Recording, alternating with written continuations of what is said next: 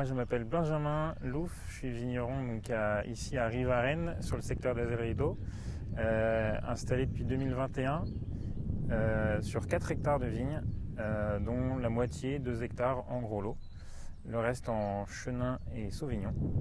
Et je produis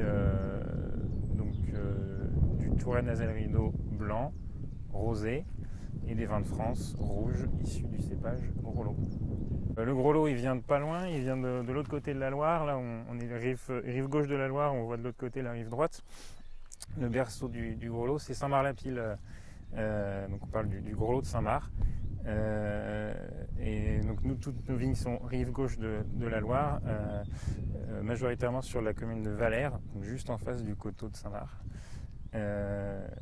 Et donc oui, on en a 2 hectares et on produit donc 3 rouges différents issus de ce cépage. C'est le cépage majoritaire de l'appellation Azevedo rosé, mais l'appellation Azevedo rouge n'a jamais été créée. Pourquoi ? Parce que c'était un cépage plutôt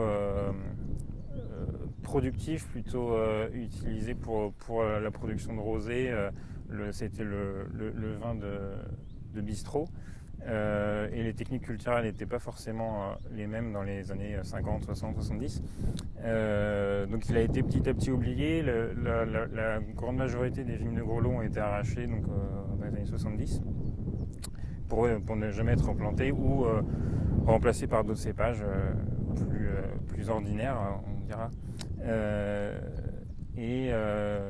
Aujourd'hui, il y a quand même des techniques différentes qui nous permettent de faire des rouges de qualité sur ce cépage et tout en essayant de limiter le rendement, on arrive à en faire des rouges de qualité. Il a pour moi un grand avenir parce que c'est un cépage qui, malgré justement des contextes de réchauffement climatique, va conserver toujours de la fraîcheur. On ne va jamais monter très haut en degrés. 2022 qui était pour moi avec ma petite expérience de jeune vigneron, qui était le millésime le plus solaire, le plus chaud. Je ne suis pas monté au-dessus de 12,5, 13 degrés sur des gros lots à maturité. Il a un sacré avantage, c'est que même après un gel tardif de printemps, ce qui malheureusement va peut-être arriver de plus en plus souvent, même s'il gèle, les contre-bourgeons qui vont ressortir après l'épisode de gel seront fructifères, auront des grappes, contrairement à d'autres cépages comme le chenin qu'on a ici, qui lui n'est pas du tout fructifère sur ses contre-bourgeons. Donc on assure au moins une demi-récolte, même une année de gel.